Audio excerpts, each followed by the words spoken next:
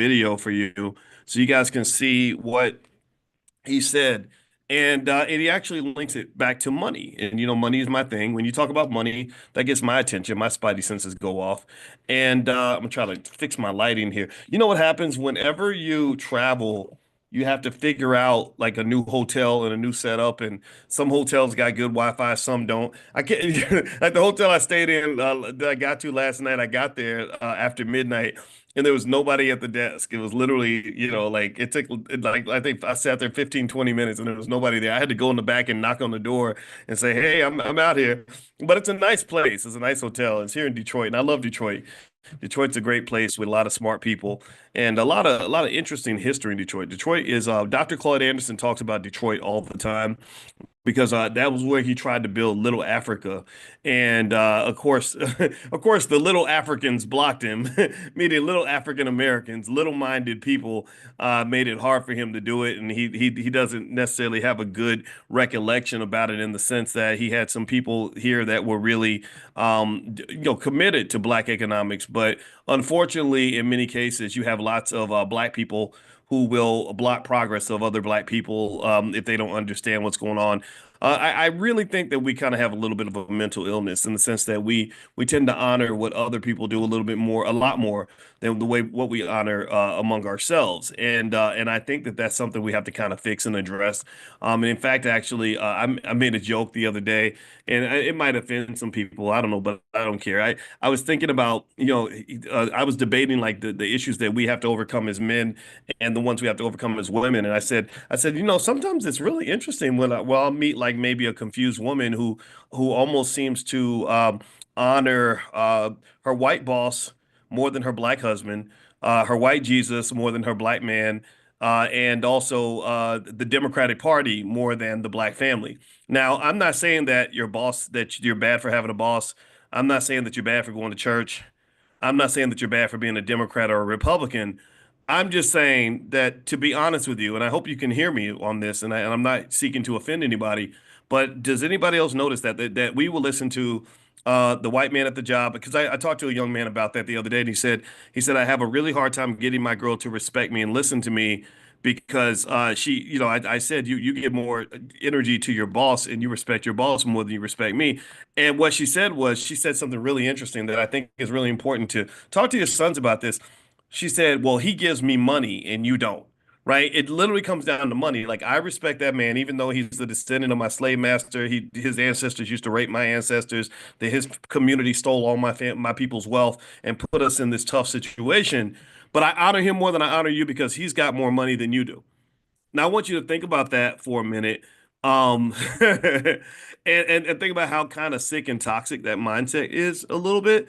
Now again, this is nothing against anybody who has a job. Some of y'all are at your jobs right now, and please keep your job. Don't let me get you fired, please, because I am the Black man that will get you fired, and I don't want to do that. So just don't be telling massa that you listen to people like me, because I might get you free, and they don't need you out here being free. They need you to stay at that job. But still, though.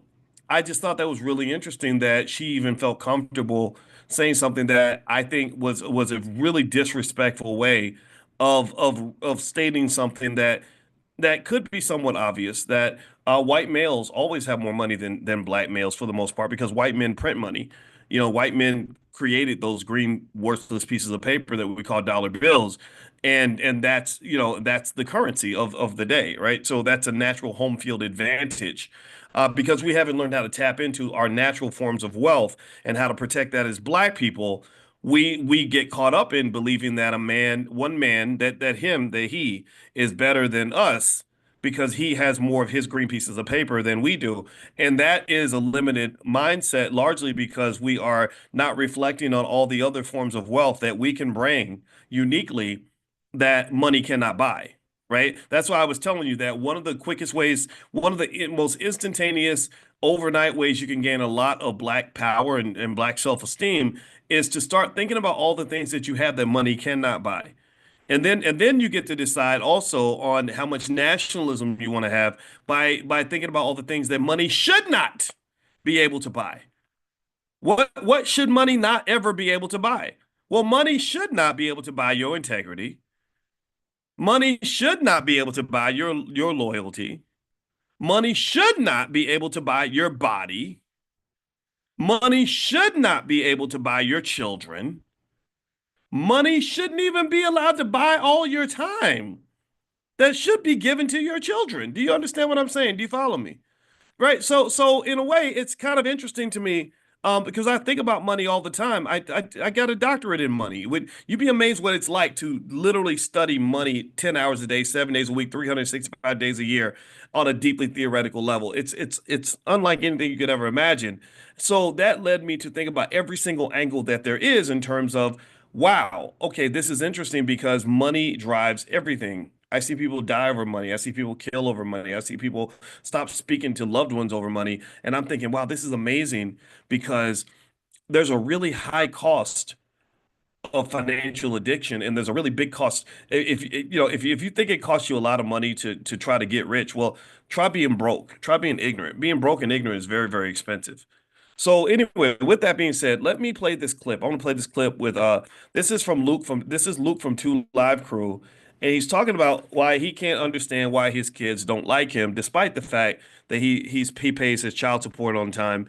I think he said some big number. It was like $2.7 million that he paid in child support. Now, here's the deal. I put it on my Instagram. My Instagram is Dr. Boyce Finance.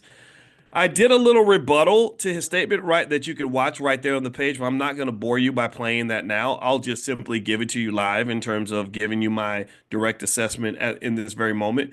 Do me a favor, give me a yes if you can hear this clip as I play this, so I can make sure it's coming through. Okay, I'm going to play the clip now. Just give me a quick yes confirmation. Let me know you can hear it. Here it goes. 3,000 for 18 years. One of my friend on here had it up. It was well over, it was around $2 million. And everybody mad at me. They would not dare call me and say, Happy Father's Day. Because the motherfuckers turned them against me. If you were paying $2,500 a month, no, it ain't no if. You take the if out. That's 2.7 million in child support. Yes, that is what I paid. Now I got one child call me up, tell me Happy Father's Day. So I saw that Uncle Luke from Okay, that's me. That was the first guy was Uncle Luke. I'm Uncle Boyce. All right. So I'm not gonna give you the first off, I'm going to cut off the part where I'm talking because that, you can go see that on my Instagram. My Instagram is Dr. Boyce Finance if you want to. And by the way, if you want to get a free wealth guide on how to get started on figuring out what you want to do economically, just go to drboycefinance.com. Finance is money, right? We're into that. That's what we do. We're B1 also. We care about our community. Money is a tool to allow you to have the life you want and to also build the community that you deserve to have. Nobody's going to do it but us. If we don't fix it, nobody will. It's up to us to make ourselves into what we want it to be. So drboycefinance.com. But with that said, let me start here with this. I'm going to start off by making it clear that I think it's important to understand where he's coming from. Number one, how many of you give me a yes in the chat if you've ever seen a situation where a father was alienated from his kids? I think that this is important to talk about. Y'all know I'm a big advocate for fathers, 100%, right? How many of you have seen situations where it's like the kids grow up thinking, well, daddy hates us and daddy abandoned us, when really, in some cases, some of the mamas ain't doing right. Y'all know this, right? We believe in accountability. Accountability starts at home. Accountability goes across the board. There's many scenarios. They call it parental alienation. My wife helped educate me on some of this, where you do have millions of scenarios where the father's like, look, I'm trying, I want to be there, and the mother's angry and bitter or something, and or maybe she's just being manipulative or whatever, right? And or selfish. I don't know how you define it. It's up to you to decide how you feel about that, but that does happen. Also, let's acknowledge that that paying child support it's a good thing. It's a necessary thing. I honor individuals, men and women who understand the necessity to provide financial support for their kids. That's really important. I know everybody wants to act like money ain't got nothing to do with it. Well, go, it's all about how much time I spend with the kids and all that. Okay, well, then here's what I want you to do. If you think money has nothing to do with it, I want you to take your hungry child to the grocery store, and I want you to tell them, I don't have any money, but I have lots of attention I can use to pay for my groceries. I can stare at them for a really long time. And will you accept attention instead of money, right? Like I want you to go to try to pay the light bill, and I want you to pay the light bill with, with some with I don't know, with affection. Like hey, I don't have any money to pay the light bill, but I can tell you how much I love you, right? That's not going to work. And we know that raising kids costs money. It costs over $300,000 to raise a kid in America. That is not an expense. That is not an expense. That is not an expense. You should do it right. That should be an investment. That is an investment. If you make the investment properly, your children will grow up and take care of you. Right now, my siblings and I, we were an investment for our parents. We've taken very good care of them in old age. A lot of people forget children are part of your retirement plan. So when you don't invest in people, then people won't invest in you when you get older. So that's something that that's a financial lesson that you'll never hear in a textbook, but it's a reality in life, especially in a country where most Americans are not even prepared to pay their own bills during retirement. You're gonna need them little damn kids, so you better be nice to them while they're young because one day they're gonna have the power. They call this moral hazard in finance. Moral hazard is when there's a power shift. When you're the adult, you out here living your best life, doing your thing. The kids are like, "Daddy, Daddy, where you at?" And you're like, "Hey, I got to go see a chick. I'll call you later," or whatever. Well, guess what? One day you're gonna be an old man. "Hey, son, why don't you come see me?" He's gonna be like, "Man, Daddy, I ain't got time for you. I don't even know you. You didn't spend no time with me when I was little." And so, therefore, you're in the nursing home by yourself. Okay. With that said, let's acknowledge that, right? Child support matters. Parental alienation is a thing, and fathers have rights too. I don't care what anybody says. Now, let's go to the other side of that. One thing about this particular clip that was interesting to me was that there was sort of this almost like obedient obsession with money. It kept going back to child support. How much I paid? I paid this much. I paid this much. I paid this much. I paid this much. I paid this much. Okay, you did. You paid money, but did you really actually give your children any wealth? Meaning that did you actually do things for them that they actually value? Because most of us know. I mean, how many of y'all got kids? Anybody here got kids, grandkids? You got family? Anybody? How many of you got kids? I want you to tell me this. Give me a yes if you agree with this statement. A 5-year-old doesn't give a damn how much money you spent in child support. Give me a yes if you agree. A 5-year-old doesn't give a damn if you're out doing amazing things for other people around the world. A 5-year-old doesn't care that you played in the Super Bowl. A 5-year-old doesn't care that your album sold 10 million copies. A 5-year-old doesn't care that you're off being a corporate executive with some amazing firm or working some white man job that you got because you went to Harvard. A 5-year-old doesn't care about any of that. He doesn't. The 5-year-old is like, well, who fed me every day? Who gave me time and attention? In fact, let me show you this. I found this. I looked this up, and I want to share this with everybody, so you just have the complete game. Everything's in a book if we open it. Um, did you know? Listen to this. Write this down. Some of y'all got kids, and they should learn these things so that they can know how to be parents when they get older. Ain't none of us got it right, right? Just so you know, if you're ever going to be a parent, just know you're going to mess it up. I don't care who you are. You can do your best, study all the books, do everything that's possible. But what happens is the game flips on you, right?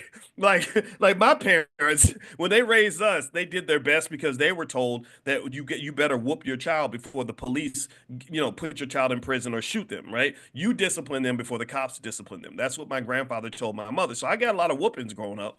Well, then they changed the game. Now suddenly whoopings are toxic and they can call child protective services on you and it's child abuse. So now you can't whoop the kids anymore. So it makes our parents look bad and abusive and mean. And maybe it was wrong, but still though they changed the rules on you. That's what makes parenting so difficult. So just know you ain't gonna never get it right. I just want to make that clear.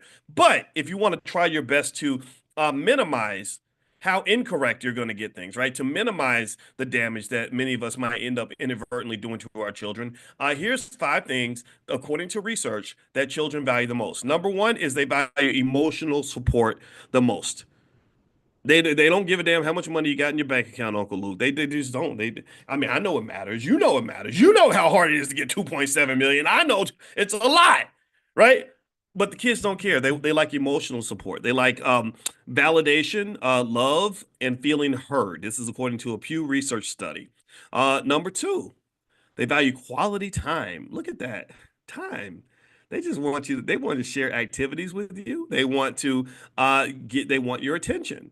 That build attention builds trust, right? So they don't want you to pay money. They just pay money, Uncle Luke. They want you to pay attention.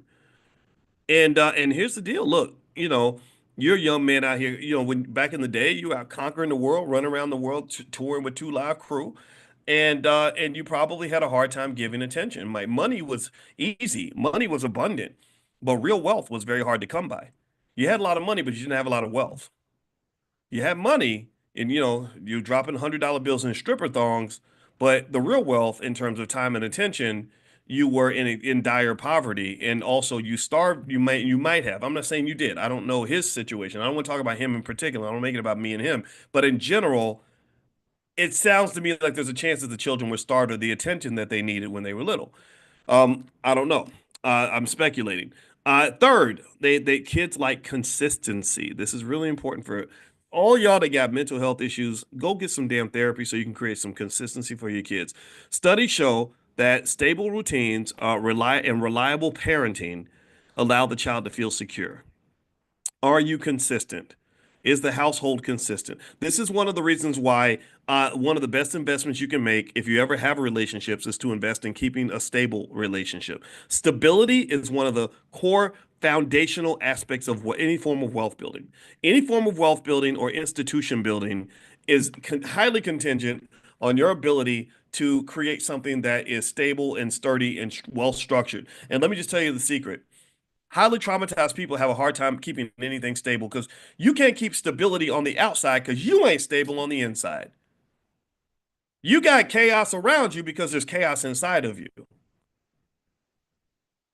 So that thunderstorm is a reflection of the consistent thunderstorm that's happening inside your mind and inside your body. So healing, therapy, and calming the storm within is the first step to calming the storm outside of you. And I don't know. Again, I don't know Luke from Two Live Crew, but I don't get a sense that there was a stable sort of lifestyle that they had. There was a lot of booty popping and stripper thongs and lots of chaotic, probably irresponsible sexual behavior being sort of promoted through the music. This is what hip hop did. We can't blame the young people for hip hop being so damaging to the youth because it started in our generation because we were listening to the little white guys running the record labels who told us that degrading our community, disrespecting our women, and talking crazy about our own people was the way to go. And now here we are, 30 years later, just looking like a pack of fools half the damn time. Number four, other thing kids value. Write this down: open communication.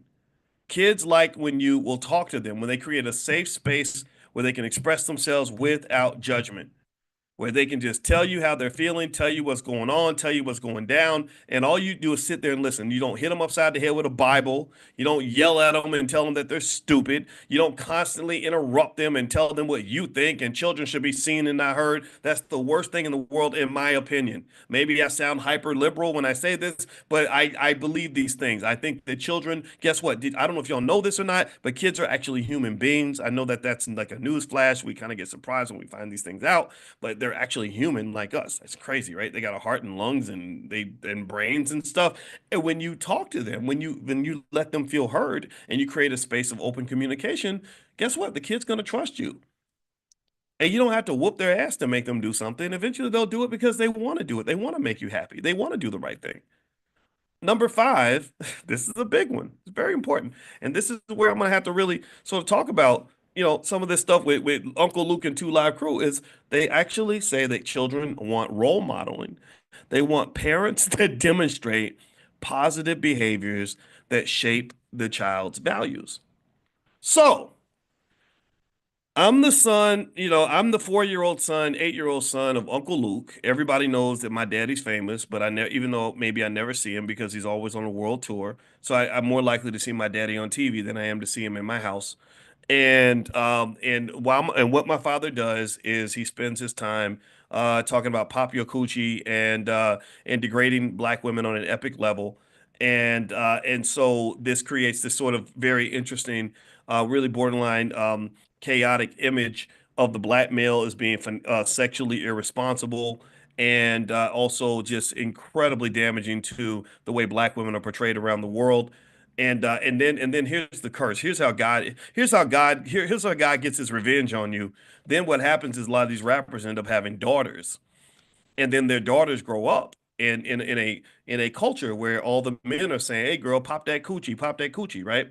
And so the fathers are getting offended by this. You had rapper Ti who spent his 15 20 years rapping about women in a really kind of really insulting way. And then suddenly he's got daughters, and he's so mortified that his daughter has to walk into the culture he helped to create that he's literally checking her. He was literally talking about checking her hymen to make sure she was a virgin. I don't know if y'all remember that. He was literally on the. He was. It kind of went viral. He was talking about checking her hymen. And it's funny. I saw Ti and his daughter in Ghana about 2 weeks after that. They were in Ghana with us, and I was like, huh. I wonder if he really is checking her hymen. That's kind of crazy. But it was funny. I was there. It was a whole thing. Cardi B was performing, and he had to go because he was going to go hang out with Cardi B. It's all a bunch of stuff. I wasn't doing none of that stuff. I was just observing. And the thing about it is that I wonder when you talk about Uncle Luke again, me so horny, pop that coochie, whatever, all these other, things that they were doing with Two Live Crew, and then he has daughters. My question for him as a black man, honestly, would be, did you help to create a culture that you would feel comfortable dropping your daughter off into? I don't know the answer to that question. I'm sure there's ways to justify it. I know when I've talked to rappers, smart guys like my friend Killer Mike, who I just love and honor and respect immensely, he tends to defend the rappers a little bit more because he is one. And he's a great rapper. But I can't defend that. I don't, I really would ask that. I personally wouldn't feel good about that. I wouldn't feel like, oh yeah, I created a space. Like for example, here's a space I created. This is the thing about the power of being a father. Fathers have power, mothers have power. I mean, my God, y'all give life to everyone, right? So your power is just infinite, right? But the fathers have power too. And I think that one form of power comes from the fact that we have masculinity and we have testosterone.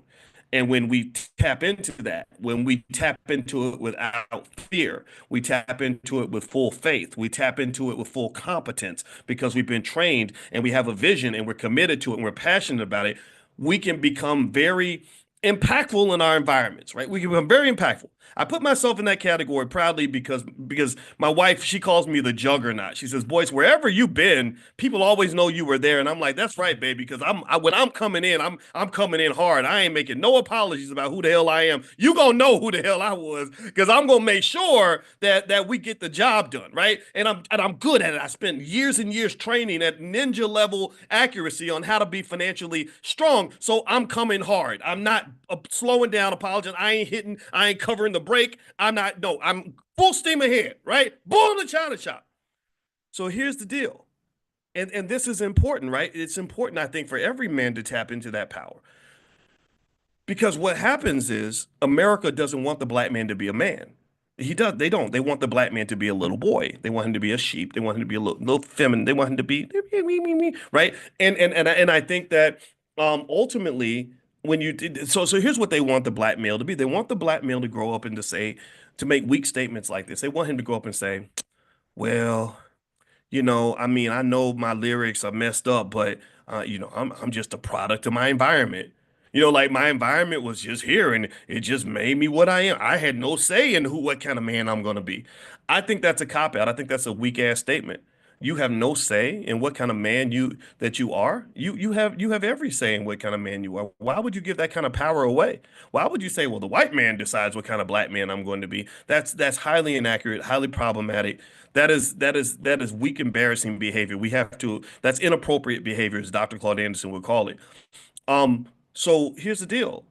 A guy like Uncle Luke, who impacted the world with his music and had all kinds of fame and fortune, power, and money, was not a product of his environment at all. Uncle Luke is a guy where his environment was a product of him. I remember Two Live Crew going to the Supreme Court to fight for the right to sing songs like "Me So Horny" and "Pop That Coochie," and I know that wasn't a real song, but I just remember "Pop That Coochie, Pop That Coochie." Anybody remember? Did I get that right? And tell me if I'm right. Is that's Uncle Luke, right? That is a Two Live Crew song, or was it somebody copying Two Live Crew? But I remember they would have these choruses. I ain't gonna lie, I didn't like the music, honestly. It wasn't my thing, but I heard it. Everybody heard it. Right. So here's the deal. So the question I would ask Uncle Luke, just man to man, if he was like saying, man, my kids don't talk to me, my daughter's mad at me, didn't nobody call me for Father's Day, is I would say, well, as a father, did you create we're trailblazers. We clear paths for our children. That's what we're supposed to do. Did you create an environment that you would want your daughter to walk into and that where she would feel safe and loved and respected and treated properly? I would say the answer is no. I would honestly say the answer is no. And I think that that's a really important measure of a man. The other question that I would ask men is, would you want your daughter to date a young version of yourself? If your daughter brought home the 20-year-old version of you and said, because you know that there's research studies that show that women basically date their dads. I don't know if y'all know, and men date their mothers. So if you got a messed up daddy or a messed up mama, uh, Dr. Alicia's a good therapist. You probably need to go talk to a therapist to kind of help you work through that. And so if she brought home the 20-year-old version of you, would you be okay with that? Would you say, "Oh, that's great. Oh my God, I want you to date a man like me because I'm gonna make sure you're protected and taken care of. If we have a baby, I'm gonna make sure I give the attention to the baby. All these things, right?" Or would you say, "Oh my God, oh hell no, oh hell no. I'm checking your hymen. You better not bring him in my house no more, right?" And and this is the curse. This is the curse of what happens when young men are trained to be irresponsible because then they become old men who become reflective on the choices they made when they were young, right? And then there's consequences for that. There's a lot of consequences. Like I was thinking about how DMX, for example, he shouldn't be dead. DMX should be a man that died in his 40s. DMX should be a billionaire grandfather. That's what DMX should be. He should be a billionaire grandfather sitting calling up his buddy Tupac, who's also where they get on the phone, talk about the grandkids, talk about the $10 billion automobile plant that they're investing in along with some of the other artists or whatever, right? They should be doing things like that instead of sitting in a cold grave somewhere. And this is all a product of the culture. This is just a reality that we have to face, I think, as Black people. So so remember, when it comes to money and kids, kids don't really care that much about your money. They just don't. You have to go make your money for sure. Money matters. That's why we talk about it every day. But really, I'm not even talking to you just about money or green pieces of paper. I'm talking to you about wealth. Wealth is far bigger than money. Money is this, wealth is that, right? And it's important to know these things because if you don't understand these things, then you'll think you're poor just because you don't have money. But I know some very poor people who have a $10 million in the bank, and I know some extremely wealthy people who have very little money in the bank. Okay, so that's really the thought I wanted to share for today. A couple of things I want to mention. If you live in Detroit, you want to come and see us tonight. Dr. Alicia and I are doing a joint presentation on relationships and money tonight at the Daylight Christian Center. It's on 7 Mile Road, and so you feel free to pop in. I think it's free. It's in Detroit. That's tonight at 7. Number two, this weekend we're doing a weekend wealth accelerator. There's a young brother named Lawrence Eggleston who is an extraordinarily good swing trader.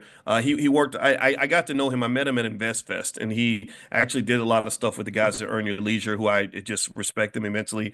And Lawrence Eggleston's gonna basically get you started if you want to learn swing trading, which is different from day trading. Day trading is really, really stressful, but swing trading is where you're using the swings in the market as money-making opportunities. For example, there was a big swing in the market recently where Trump's tariffs crushed the market and everything went down.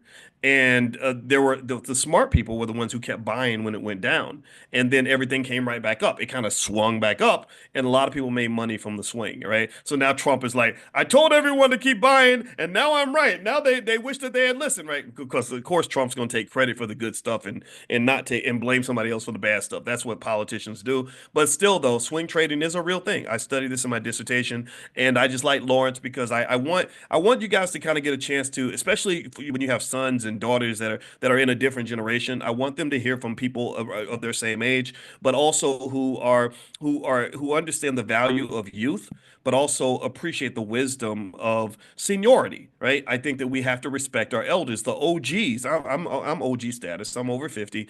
The OGs, we know stuff. And for people to act like everything that's young and new is always better, you're wrong. You're wrong. There are trends, there are new patterns emerging amongst young people that are going to lead you to unhappiness.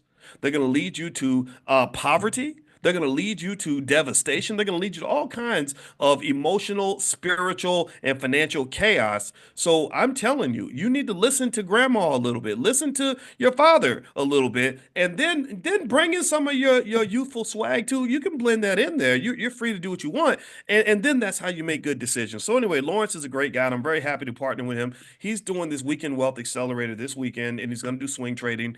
I will give you all I'll text out the link for anybody that wants to join. I'll text it out a couple more times before the event. Make sure you're on the text list for this class. Text the word morning to the number 87948. So you can text morning to 87948 and you'll get a notification of the event. It's a 2-day event, but he's going to do a bonus day on Friday and break down swing trading and how to get started and how to kind of make things move for yourself. It's a little over $300 for the weekend, but all the materials are yours for life, and it's buy one get five free. That means if you got 5 people in your household and y'all all want to log in at the same time and watch together, you can totally do that. It's totally up to you. And that's pretty much everything, guys. Don't forget we're going to Ghana this summer in July. So if you want to learn more about the Ghana trip, you can also text the word travel to the number 87948. So text travel to 87948. My wife and I are going to Ghana. Is the class going to be on the site going forward? Well, we have to work that out with Lawrence. But one thing I want to mention too is that in the next few days, you guys will get the first opportunity to buy the early bird tickets for the All Black National Convention. The All Black National Convention is going to be in Atlanta, August 24th and 25th. We're partnering with Dr. Ken Harris and the Black Business League, and they're deeply connected with Tuskegee University, which is full circle because our daughter's going to go to Tuskegee, and I love that school. I told you how much I love Tuskegee. And so, long story short, we're going to have thousands of people there. There are literally leaders from, I think, 6 African countries coming to the convention this year. Like, this is epic. This is historic. You don't want to miss it. You're going to have people from all over the world that you can connect to and do business with. That means thousands of African Americans. That means thousands of people that are in the continent of Africa, because that's where a big part of our wealth base is. And I want us to really connect to that. And understanding Africa, I think, should be an essential requirement for every Black person in this country. I hate when people try to disconnect us from our roots. You cannot do that. You cannot do that. Yes, you're African American. You're unique. You're foundational Black American. You're all these things for sure. But to me, I'm sorry, Africa, let me just explain. Africa is your multi-trillion-dollar opportunity.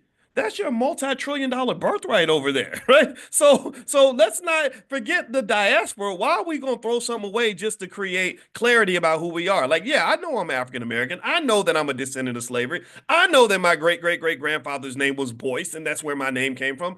I have a right to all this in America too. I want this and I want that, right? I think we deserve it all. And I think that one of the best things that our kids can have is at an early age, have a passport and have a mission, have a passport and a purpose, right? Fly back and forth to parts of Africa, learn the culture, learn what's going on, doing business across the sea. And then what happens is that the more expansive you are in your economic thinking, the more options you have.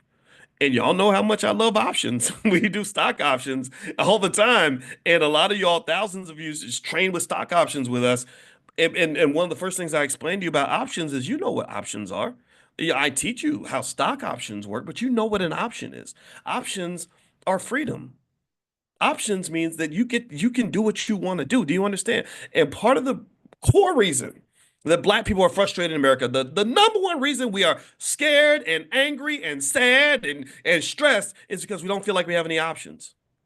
Because people that have options, they don't stress out over how bad one option is. They say, well, that option sucks. That's why I didn't pick it. Do you understand? Right? So I always tell young people, when I listen to a young person tell me about their problems, I'll say, well, I don't know how to solve your problem. I can't tell you who you are and what you should want, but I can tell you that usually the person that has the most options has the most power.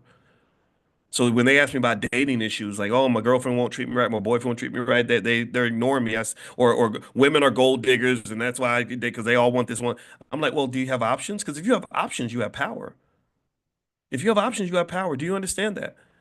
So what I would say to you is that if you want to really know freedom, get to learn options, not just stock options, but options, period. Africa is an option. If you go study it, if you spend time connect to your roots, that becomes an option. I don't like it here. I don't like Trump. I don't like Biden. I'm gonna get on an airplane and go to Ghana. I'm gonna get on an airplane and go to Tanzania, right? Right? That's an option. Right? Or your job. I hate my job. My boss treats me bad. This racism's bad. I got black fatigue, microaggressions. They don't do us right. Well, why don't you quit the job? I can't. I understand now. Now you're sad because you don't have power, and the reason you feel powerless is because you don't have options. So the question of the next step, in my view, is not me to tell you what to do about your job. My goal is to convince you that it's important for you to get options in your life. Money creates options, wealth creates options. And then you pass options down to your children. You make sure your children inherit options. You get options through having an expansive mindset. You have to be open to options in order to receive them. You get options from additional training. You learn about all the different ways to make money. Then you got 20 different ways to make money and not just one. You learn about options in terms of places you can live, things you could be doing with your time. Do you understand? People you could be engaging with. I ain't got to be talking to you. That's why I don't understand the whole gold digger or all these women be doing this and doing that stuff. I do not understand any of those conversations because to me, I've always believed that if you don't like something, you walk away from it. That's it. I don't stress out about things that women do because it's like, well, that's why I didn't marry one of those women. I married my wife because she don't do all that ratchet ghetto stuff that your girlfriend's doing, right? Options. Everything's about options. I promise you. Learn options and you will learn life. Options are power. Got it? Does that make sense? Everybody type the word options in the chat. Let's make that our word for today. Options, options, options. Tell that to your kids. When you're not sure how to answer a question or they ask you about something that's complete, just go back to options. You have options.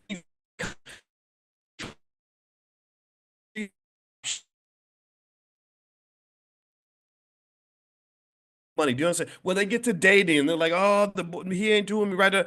Options. If you have options, you have power. That's a fundamental, universal fact. Okay. All right. So God bless you. Have a great day. Don't forget, get on the text list for the class. I'll send you the information about the weekend wealth accelerator, swing trading, everything else, as well as the All Black National Convention. Just text the word morning to the number 87948. Text morning to 87948. If you live overseas, you can go to drboyceelevate.com. That'll also get you in there too. God bless you. Have a great day. Love you guys. See you soon.